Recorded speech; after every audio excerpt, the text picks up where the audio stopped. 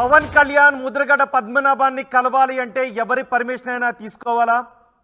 ఎవరు పర్మిషన్ లేకుండా పవన్ కళ్యాణ్ ముద్రగడ పద్మనాభాన్ని కలవటానికి అవకాశం లేదా? అందుకే పవన్ కళ్యాణ్ ముద్రగడను కలవడం లేదా? ముద్రగడ పద్మనాభం పవన్ కళ్యాణ్కు ఇదే అంశంతో కూడిన లేఖ రాశారు. వరుసగా పవన్ కళ్యాణ్కు కాపు నేతల నుంచి వరుస లేఖాస్త్రాలు రాస్తూ ఉన్నారు.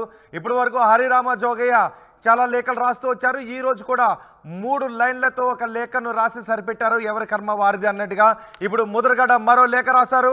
పవన్ కళ్యాణ్కు లేఖ రాశారు కాపు ఉద్యమ నేత ముద్రగడ పద్మనాభం. పలుమార్లు మా ఇంటికి వస్తాను అని కబురు పంపి మీరు రాలేదు. మీ నిర్ణయాలు మీ చేతుల్లో ఉండవు.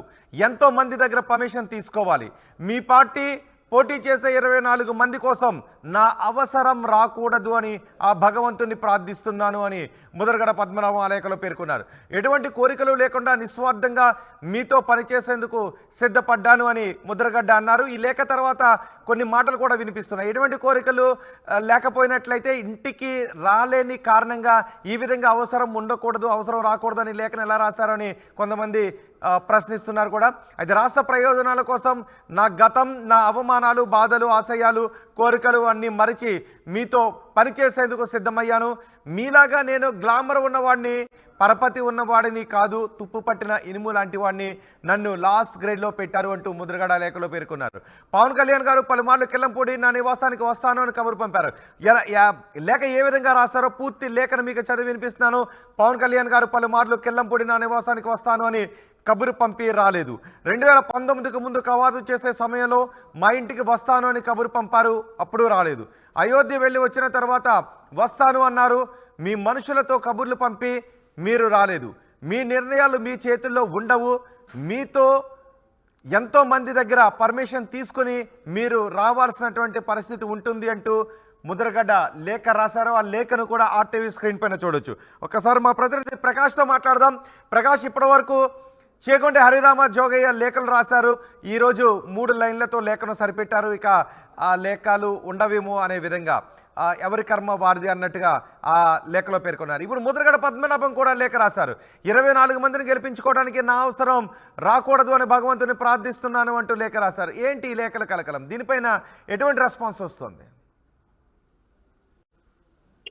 ఎస్ రోహిత్, ప్రధానంగా జనసేన అధినేత పవన్ కళ్యాణ్ కి అయితే వరుస లేఖలైతే అతనంతా కూడా ఇబ్బంది పెడుతున్న పరిస్థితి ప్రధానంగా చెప్పాలి. ఎందుకంటే కాపు ఉద్యమ నాయకులు ఎవరైతే గతం మన పెద్ద నాయకులు ఎవరైతే ఉన్నారో అలా అరడాగు జామి అయితే నా లేఖాస్త్రం ఉపయోగించి మీ కర్మ మీదంటూ మీ దారి మీరే చూసుకున్నట్టు ఒక లేఖ రాసిన నిర్ణయంలో నేడైతే కాపు ఉద్యమ నేత ఉన్నట్టు ముద్రగడ పద్మనాభం మరొక లేఖ రాయడం సంచలనంగా మారిందని చెప్పాలి. గత కొన్నాళ్ళ నుంచి కూడా జనసేనలోకి ముద్రగడ పద్మనాభం వస్తున్నారని చెప్పేసి ప్రచారం జోరేందుకు ఉంది. అంతేకాకుండా స్వయంగా జనసేన అధినేత పవన్ కళ్యాణ్ ఇంటికి వచ్చి ఆయన స్వాగతిస్తారు, ఆయనతో మాట్లాడతారంటూ ఒక రాయబారం పంపించడం, అలాగే తాడేపల్లి గుడికి సంబంధించినటువంటి అక్కడ శ్రీనివాస్ కూడా ఇక్కడికి వచ్చి ఆయన అయితే మాట్లాడడం జరిగింది. మాట్లాడిన తర్వాత జనసేన అధినేత పవన్ కళ్యాణ్ నేరుగా గత నెలలో వస్తారని చెప్పేసి చెప్పడం జరిగింది. కానీ ఆయన ఇంటికి వచ్చిన పరిస్థితి లేదు, ఆయన కలిసిన పరిస్థితులు కూడా దాఖలాలు లేకపోవడం. మన గోదావరి జిల్లా కూడా వచ్చిన సమయంలో కూడా ముద్రగడ పద్మనాభం అయితే పవన్ కళ్యాణ్ కలలేదు. కానీ పవన్ కళ్యాణ్ ముద్రగడ పద్మనాభం ఇప్పటి వరకు కూడా వెయిట్ చేశారు. కానీ దీనితో ఒక్కసారిగా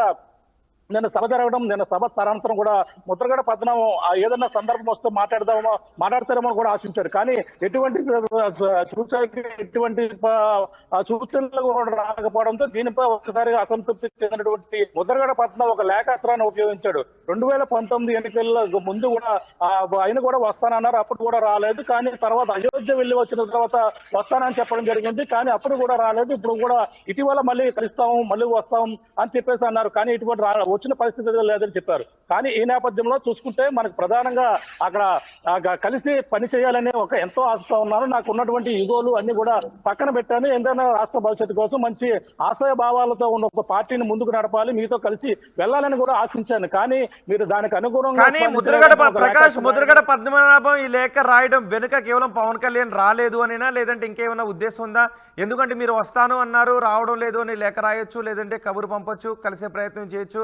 24 మందిని గెలిపించుకోవడానికి నా అవసరం రాకూడదని ప్రార్థిస్తున్నాను అంటూ కొంత బాధను వ్యక్తం చేస్తూనే కొంత విమర్శనాత్మకంగా రాశారు. సో ఈ లేఖను రాయటం వెనుక పవన్ కళ్యాణ్ రాలేదు అనేనా, లేకపోతే 24 సీట్లే తీసుకున్నారు అనే కోపం ఉందా, ఇంకేమన్నా ఉందా?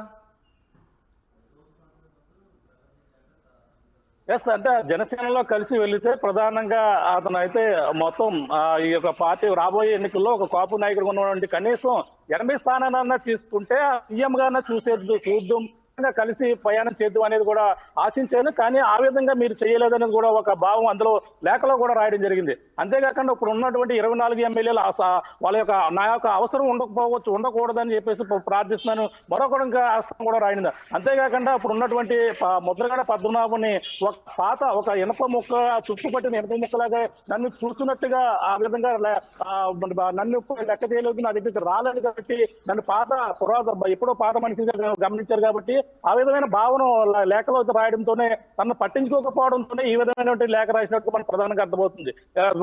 టీడీపీ పార్టీ చంద్రబాబు జైల్లో ఉన్నప్పుడు ఎవరు కూడా టీడీపీ నాయకులందరూ కూడా బయటకు రావడానికి భయపడ్డారు. అటువంటి సమయంలో నువ్వు వెళ్ళి ఆ టీడీపీ పార్టీకి మంచి భవిష్యత్తు ఇచ్చావు, మంచి వాళ్ళందరూ.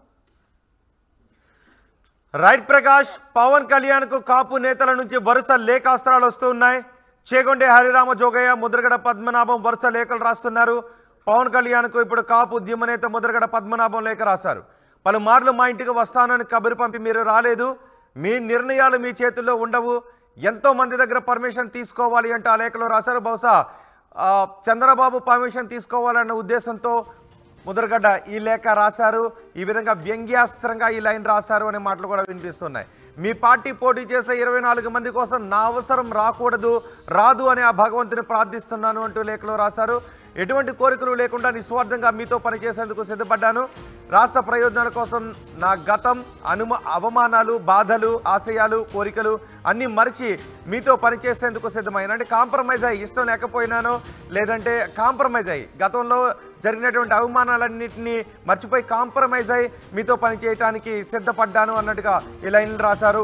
మీలాగా నేను గ్లామర్ ఉన్నవాడిని, పరపతి ఉన్నవాడిని కాదు, తుప్పు పట్టిన ఇనుము లాంటి వాడిని, నన్ను లాస్ట్ గ్రేడ్లో పెట్టారు అంటూ ముద్రగడ్డ ఆవేదనగా ఈ లెటర్ రాసినట్టుగా తెలుస్తోంది. మిమ్మల్ని ఉన్నత స్థానంలో చూడాలని అందరూ తహతహలాడారు. పవర్ షేరింగ్ కోసం ప్రయత్నం చేసి అసెంబ్లీలో 80 సీట్లు 2 సంవత్సరాలు ముఖ్యమంత్రిగా ముందుగా మిమ్మల్ని చేయమని కోరాల్సి ఉండాల్సింది అంటూ ఆ లేఖలో కూడా పేర్కొన్నారు ముద్రగడ పద్మనాభం.